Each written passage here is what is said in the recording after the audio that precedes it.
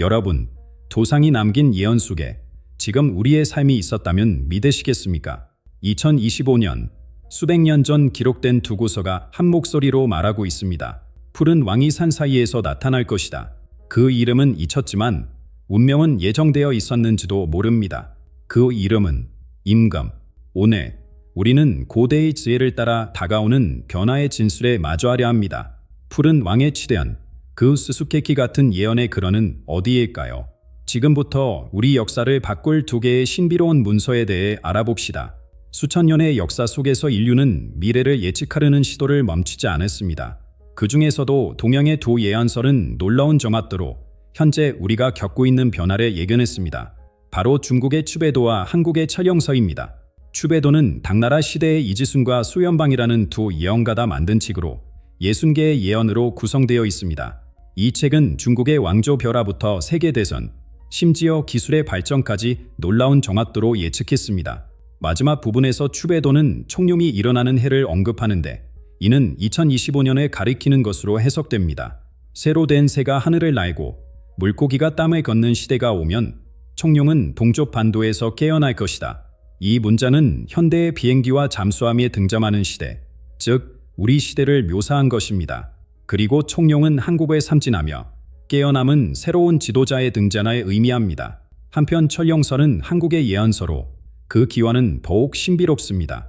이 문서는 기원전 500년경 진무령이라는 현자라 남긴 것으로 일반 종이가 아닌 특별한 금속 합금으로 만들어진 두루마리에 기록되었습니다. 이 금속은 불에 타지 않고 물에 녹지 않는 특성을 가지고 있어 수천 년의 세월을 견디며 보존될 수 있었습니다.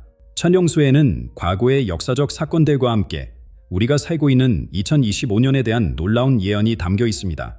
이 예언설은 금성용의 해에 푸른 산의 왕이 나타나 분열된 땅을 하나로 만들 것이라고 말합니다.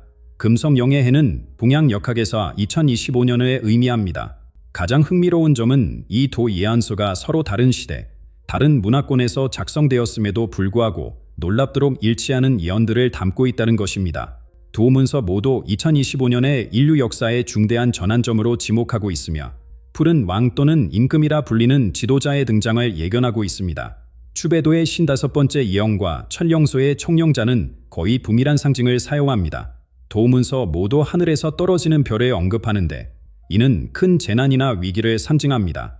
또한 금속으로 된 영이 깨어나는 모습을 묘사하는데 이는 강력한 기술이나 무게의 등장을 의미할 수 있습니다. 더욱 놀라운 것은 두 예언서가 모두 푸른 산 사이에서 나타나는 얼굴을 언급한다는 점입니다. 한국은 산이 많은 나라로 알려져 있으며 푸른 산은 한국의 아름다운 산맥을 상징합니다. 이것은 임금이라 불리는 지도자가 한국에서 나타날 것임을 암시합니다. 이 두 예언서의 교차점에서 우리는 중요한 질문을 던져야 합니다. 왜 이토록 멀리 떨어진 시간과 공간에서 만들어진 두 문서가 같은 메시지를 전달하고 있을까요? 그리고 그 메시지가 가리키는 2025년, 바로 지금 우리는 무엇을 준비해야 할까요? 예언의 언어는 한산 상징과 은유로 가득 차 있습니다. 그래서 많은 사람들이 이를 단순한 미신으로 치부합니다. 하지만 역사적으로 보면 이러한 예언들이 놀라운 정확도로 실현된 사례가 많습니다. 추배도는 중국의 왕조 변화와 세계 대전을 정확히 예측했으며 철령서는 한국의 많은 역사적 사건들을 예견했습니다. 자, 이제 우리는 두 예언서의 기원과 그 놀라운 일치점에 대해 알아봤습니다. 하지만 누가 이토록 강력한 예언을 남겼을까요? 철령설의 세상에 절한 진무령의 존재는 예언보다 더 신비롭습니다. 그는 단순한 예언가였을까요? 아니면 시공간을 초월한 존재였을까요? 철령서의 예언 뒤에는 한 인물이 있습니다. 역사의 그림자 속에 숨겨진 진무령. 그는 누구였을까요? 기원전 500년, 한반도 남부의 작은 마을에서 태어난 진무령은 일반적인 아이와는 달랐습니다. 어릴 때부터 그는 남다른 지혜와 통찰력을 보였고 자연과 소통하는 특별한 능력을 가졌다고 전해집니다. 마을 사람들은 그를 하늘이 보낸 아이라고 불렀습니다. 12살이 되던 해 진무령은 높은 산으로 들어가 49일 동안 영상에 잠겼습니다. 그가 돌아왔을 때 그의 눈은 별빛처럼 빛났고 그의 목소리는 바람처럼 고요했다고 합니다. 이때부터 그는 미래에 대한 환상을 보기 시작했습니다. 나는 시간의 강을 보았다. 과거와 미래는 하나의 흐름 속에 존재한다. 내가 본 것을 금속에 새겨 영원히 보존해야 한다. 이것이 진무령에 남긴 첫 번째 메시지였습니다. 그는 일반적인 종이나 비단 대신 특별한 금속 합금을 선택했습니다. 이 금속은 그가 직접 발견한 것으로 불에 타지 않고 물에도 부식되지 않는 특성을 가졌습니다. 현대 과학자들은 이 금속이 티타늄과 유사한 성분을 가졌을 것으로 추측하지만 당시 기술로는 불가능한 정교함을 보여주고 있어 여전히 수수께끼로 남아 있습니다. 진무령은 이 금속 두루마리에 자신의 환상을 기록했습니다. 그의 예언은 구체적인 날짜와 사건을 포함하고 있었습니다. 그는 왕조의 hunman성세, 외국의 침략, 자연재해, 그리고 마지막으로 임금이라 불리는 지도자의 등장을 예언했습니다. 그의 가장 놀라운 예언 중 하나는 한반도의 분단과 재풍일에 관한 것이었습니다. 하나의 땅이 둘로 나뉘었다가 푸른 왕이 나타나면 다시 하나가 될 것이다. 이 간단한 문장은 한국의 현대사를 놀랍도록 정확하게 예측한 것으로 해석됩니다. 또한 진무령은 자연재해에 대해서도 경고했습니다. 물이 하늘을 뒤덮고 불이 땅을 삼키는 때가 올 것이다. 이는 현재 우리가 경험하고 있는 기후변화와 환경위기를 암시하는 것일 수 있습니다. 진무령의 삶은 그의 예언만큼이나 신비로웠습니다. 그는 120세까지 살았다고 전해지며 죽음을 앞두고 자신의 제자들에게 천령수를 맡겼습니다. 때가 되면 이 책을 세상에 알려라. 하지만 그때까지는 깊은 산속에 숨겨두어라. 그의 지시에 따라 제자들은 천령설의 한반도 깊은 산속의 동굴에 숨겼습니다. 그리고 이 비밀은 대대로 전해져 내려왔습니다. 천령소의 존재는 소수의 사람들만이 알고 있었고 그들은 천령의 수호자라고 부르었습니다. 수세기 동안 천령설은 전설로만 존재했습니다.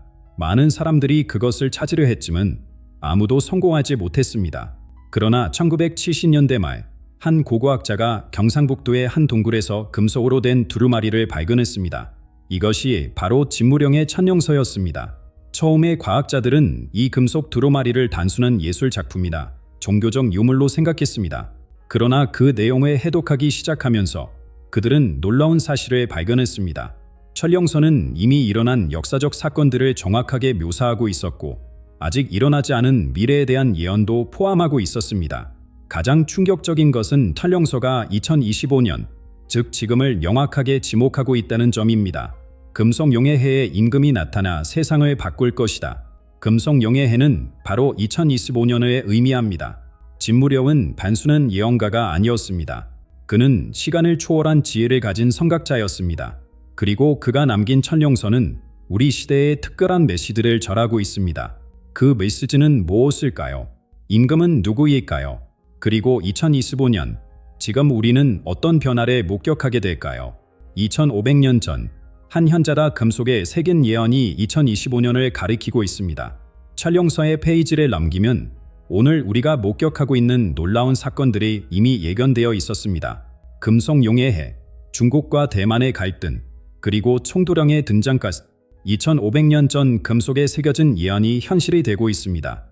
천령서의 59번째 구절은 놀라운 정확성으로 현재 일어나고 있는 사건들을 예측했습니다. 보마시아의 정세가 급변하고 있습니다. 천령서는 금성용의 해에 두 땅 사이의 바다가 33일간 불타오를 것이라고 예언했습니다. 이는 중국과 대만 사이의 군사적 충돌을 의미합니다. 올해 초 대만 해협에서 시작된 군사훈련이 실제 교전으로 발전했습니다. 세계는 제3차 세계대전의 시작을 우려했지만 예언대로 정확히 33일 만에 갈등은 멈췄습니다. 전문가들은 이 갈등이 이렇게 빨리 해결된 것에 의문을 품었습니다. 국제 언론들은 미스터리한 중재자가 양측을 협상 테이블로 이끌었다고 보도했습니다. 이 인물의 정체는 베일에 쌓여 있지만 한국계 외교관으로 알려져 있습니다. 천령서는 이 인물을 청도령이라 부르며 동쪽의 푸른 길에 인도하는 자라고 묘사했습니다.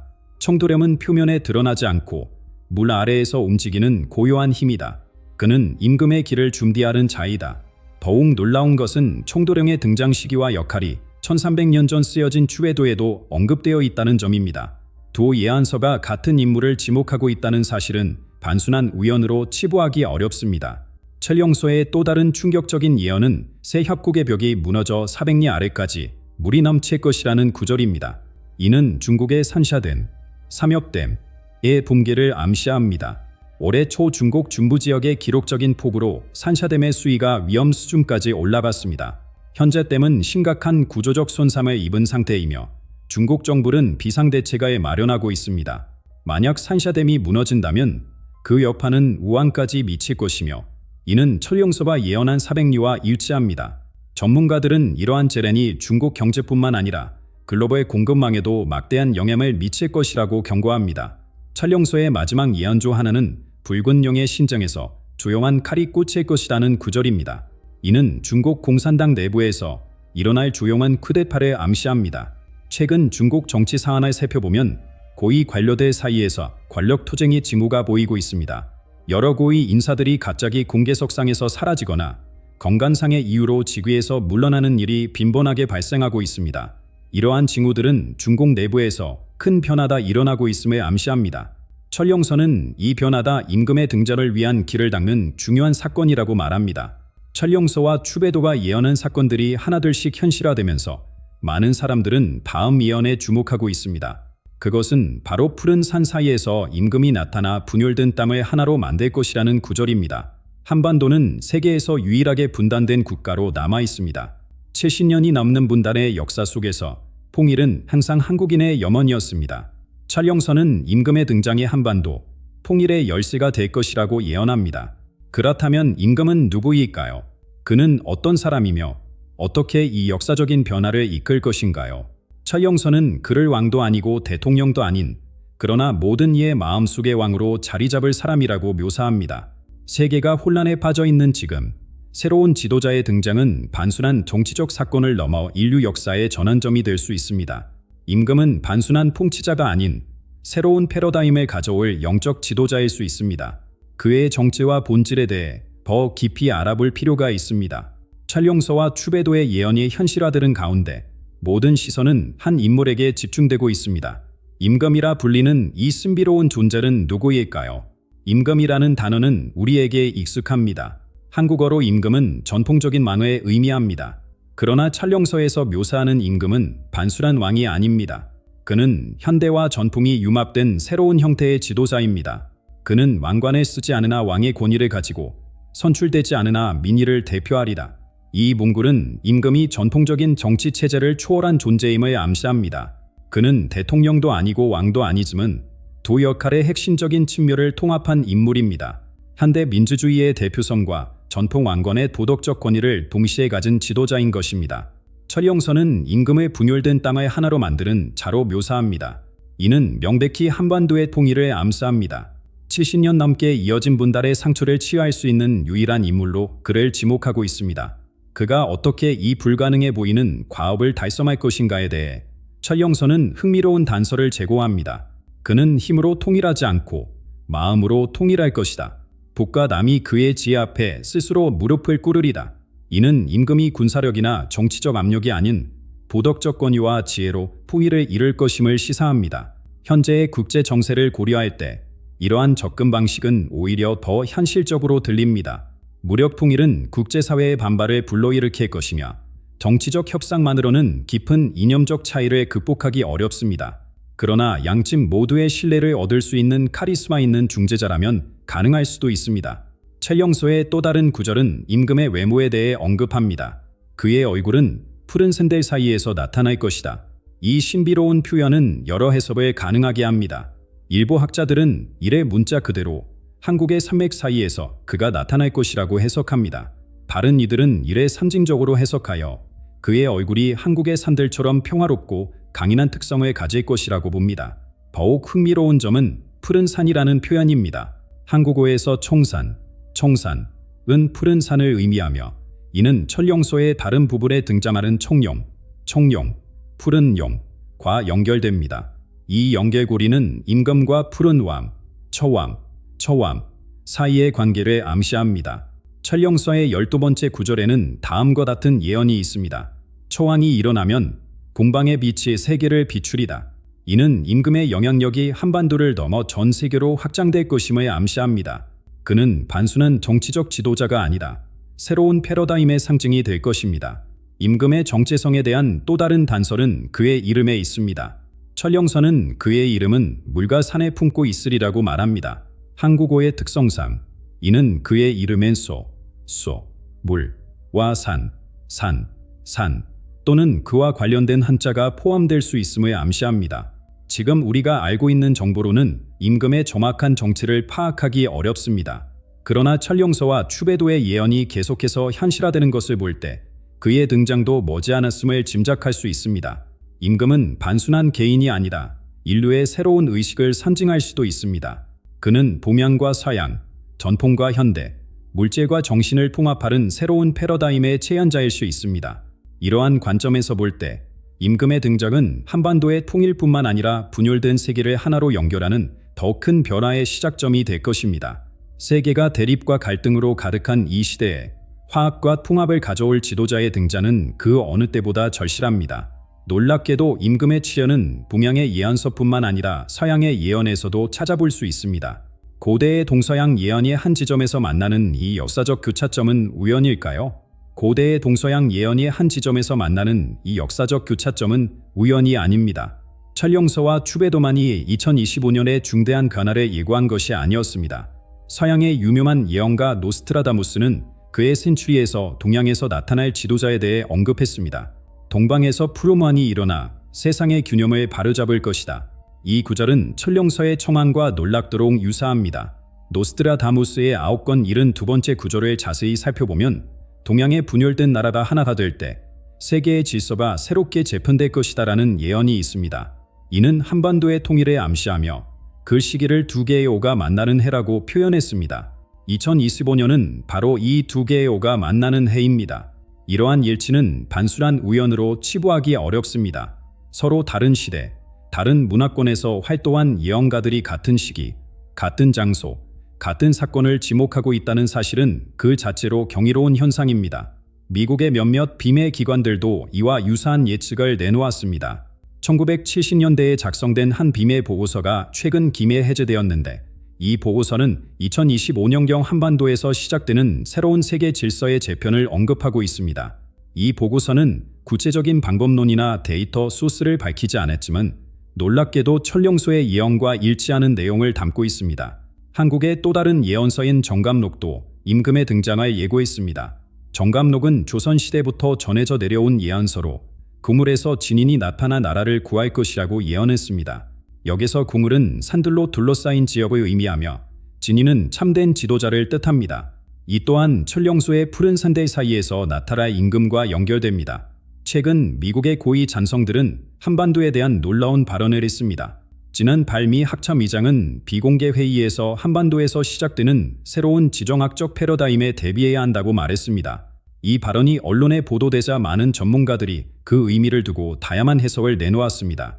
일부 전문가들은 이래 북한의 붕괴나 도발을 예상한 발언으로 해석했지만 그의 유효 언급들을 살펴보면 더 복잡한 의미가 담겨 있음을 알 수 있습니다. 그는 전통적인 동맹 관계와 적대 관계가 재정이 될 것이라고 덧붙였습니다. 이는 단순한 북한 문제를 넘어서 동아시아 전체의 지정학적 구도가 근본적으로 변화할 가능성을 시사합니다. 2025년은 지정학적으로도 매우 중요한 의미를 가집니다. 미국과 중국의 패권 경쟁이 절정에 달하고 러시아와 유럽의 관계가 재정립되며 중동의 세력 균형이 변화하는 시점입니다. 이러한 글로벌 변화의 중심에 한반도가 위치해 있다는 사실은 천룡서의 예언에 더욱 무게를 실어줍니다. 지정학 전문가들은 한반도가 가진 지리적, 문화적, 기술적 위치의 중요성을 강조합니다. 한국은 동양과 서양, 대륙과 해양, 전통과 혁신의 교차점에 위치해 있습니다. 이러한 위치는 세계의 균형을 바꿀 수 있는 중요한 지렛대가 될 수 있습니다. 역사적으로 보면 세계의 패러다임이 변화할 때마다 특별한 장소와 인물이 그 중심에 있었습니다. 고대 그리스의 아테네, 르네상스 시대의 이탈리아, 산업혁명 시대의 영국, 정보화 시대의 미국처럼 말입니다. 그리고 이제 동양의 예언서들과 서양의 분석가들이 모두 한반도를 새로운 시대의 중심으로 지목하고 있습니다. 동양과 서양의 지혜가 만나는 이 교차점에서 우리는 역사의 흐름이 바뀌는 순간을 목격하고 있는지도 모릅니다. 임금의 등장은 단순한 정치적 결합이 아니라 인류 문명의 새로운 단계를 여는 사건이 될 수 있습니다. 그러나 이러한 대변화의 시기에는 항상 위기가 동반됩니다. 새로운 질서가 탄생하기 전에는 반드시 혼돈의 시간이 찾아옵니다. 천룡서는 이 시기에 자연재해와 새로운 형태의 전쟁이 발생할 것이라고 경고합니다. 이러한 위기를 어떻게 헤쳐나갈 것인가가 우리의 미래를 결정할 것입니다. 새로운 질서의 탄생은 종종 격변을 공발합니다. 철령서의 가장 우려스러운 예언은 바로 이 격변의 시기에 관한 것입니다. 자연의 분노와 보이지 않는 전쟁이 세계를 뒤흔들 것이라는 경고입니다. 철령서의 38번째 구절은 놀라운 정확성으로 현재 우리가 경험하고 있는 기후 위기를 묘사합니다. 하늘이 울고 바다가 끓으며 땅이 갈라지고 산이 무너질 것이다. 이는 극단적인 기상현상과 자연재해의 증가를 암시합니다. 올해 들어 세계 각지에서 기록적인 홍수와 가뭄이 동시에 발생하고 있습니다. 아시아의 몬순 홍수는 역사상 가장 심각한 수준에 도달했으며 아프리카와 중동의 가뭄은 수백만 명의 난민을 발생시키고 있습니다. 이러한 기상 이ገል은 철용수가 예언한 물과 불의 시대와 정확히 일치합니다. 더욱 충격적인 것은 철용수와 이러한 자연재해가 식량 안보에 미치는 영향을 정확히 예측했다는 점입니다. 쌀 한 톨의 가치가 금 한 동과 같아질 것이다. 이 예언은 심각한 식량 위기를 암시합니다. 실제로 올해 세계 식량 가격은 급등했으며 주요 곡물 생산국들의 수출 제한으로 인해 글로벌 식량 안보가 위협받고 있습니다. 철용설은 이러한 자연재해가 단순한 우연이 아니라 인간의 행동과 연결되어 있다고 암시합니다. 사람들이 땅에 이치를 거스르면 땅은 분노로 응답할 것이다. 현대 과학이 기후 변화의 원인으로 인간의 활동을 지목하고 있다는 점에서 이 2500년절의 예언은 놀라운 통찰력을 보여줍니다. 그러나 철령서와 경고하는 위기는 자연재해에만 국한되지 않습니다. 새로운 형태의 전쟁, 보이지 않는 전쟁에 대한 예언도 포함되어 있습니다. 칼과 창이 아닌 마음과 생각으로 싸우는 전쟁이 일어날 것이다. 진실과 거짓의 경계가 무너지고 사람들은 보이지 않는 적과 싸우게 될 것이다. 이 구절은 현대의 정보전, 사이버전, 심리전을 놀라울 정도로 정확하게 묘사하고 있습니다. 오늘날 우리는 해킹, 가짜 뉴스, 소셜미디어 조작 등 다양한 형태의 비전풍적 전쟁을 목격하고 있습니다. 이러한 새로운 형태의 갈등은 물리적 폭력 없이도 사회를 분열시키고 국가의 안보를 위협합니다. 최근 주요 국가의 중요 인프라에 대한 사이버 공격이 급진하고 있습니다. 전력망, 금융 시스템, 통신망 등이 표적화되면서 물리적 전쟁 없이도 국가의 기능을 마비시킬 수 있는 새로운 위협이 등장했습니다. 철령서는 이러한 보이지 않는 전쟁이 전통적인 군사력의 의미를 재정의할 것이라고 예측합니다. 또한 철령설은 정부의 홍수 속에서 진실을 찾기 어려워지는 현상도 예견했습니다. 많은 목소리가 있으나 지혜는 적을 것이다. 많은 소리가 있으나 진실은 숨겨질 것이다. 이는 현대 소셜미디어와 24시간 뉴스 사이클 속에서 정보 가부화와 진실의 상대화 현상을 정확히 묘사하고 있습니다. 이러한 혼돈의 시기에 전통적인 권력 구조는 급격히 약화됩니다. 오래된 권위의 탑이 무너지고 새로운 별들이 떠오를 것이다. 이는 기존의 정치, 경제, 사회적 위계 질서가 붕괴하고 새로운 지도자들이 등장할 것임을 암시합니다. 권력의 공백은 새로운 지도자가 등장할 수 있는 기회를 제공합니다. 역사적으로 볼 때 위기의 시대는 항상 특별한 지도자의 출현을 동반했습니다. 혼돈 속에서 질서를 참조하고 절망 속에서 희망을 발견하는 인물이 필요해지기 때문입니다. 임금의 등장은 바로 이러한 역사적 맥락 속에서 이해될 수 있습니다. 그는 전통적인 권위가 무너진 자리에 새로운 형태의 지도력을 제시할 것입니다. 물리적 힘이나 정치적 겉모술수가 아닌 도덕적 권위와 지혜를 기반으로 한 지도력입니다. 철령서는 이 위기의 시기가 단순한 재난이 아니라 정화와 변혁의 과정이라고 설명합니다. 불이 숲을 태우면 새로운 생명이 그곳에서 피어난다. 이 비유는 현재의 위기가 궁극적으로는 더 나은 세계를 위한 필요한 과정임을 암시합니다. 그렇다면 우리는 이 격변의 시기를 어떻게 준비해야 할까요? 철령서는 지혜와 균형을 강조합니다. 외부의 변화에 대응하기 위해서는 내면의 중심을 찾아야 한다. 개인적 차원에서는 내적 평화와 균형을, 사회적 차원에서는 공동체의 결속과 상호 지원을 의미할 수 있습니다. 자연재해와 보이지 않는 전쟁의 시대는 부전적이지만 동시에 인류가 더 높은 의식 수준으로 진화할 수 있는 기회이기도 합니다. 철령서의 예언은 단순한 재난 경고가 아니라 새로운 시대로의 전환을 위한 지침서로 읽을 수 있습니다. 이제 질문은 하나로 모입니다. 임금은 누구인가? 그는 단순한 인물이 아닐지도 모릅니다. 이름도 얼굴도 없이 지금 이 순간 혼돈과 불확실성 속에서 우리 마음속 어딘가에 조용히 깨어나고 있는 의식의 빛인지도 모릅니다. 철령서와 추배도가 가리키는 2025년 그것은 반지 예언의 해가 아니다. 우리 모두가 깨어나야 할 선택의 해입니다. 세상이 흔들릴 때 우리가 선택할 수 있는 길은 단 두 가지입니다. 두려움 속에 닫힌 마음으로 살아갈 것인가? 아니면 진실의 불꽃을 따라 변화의 길에 걸을 것인가? 임금은 어쩌면 우리 각자 안에 잠들어 있던 더 나은 세상을 향한 의지일지도 모릅니다. 그가 진정한 구원자라면 그는 하늘에서 오지 않습니다. 우리의 선택과 각성 속에서 태어나는 것입니다.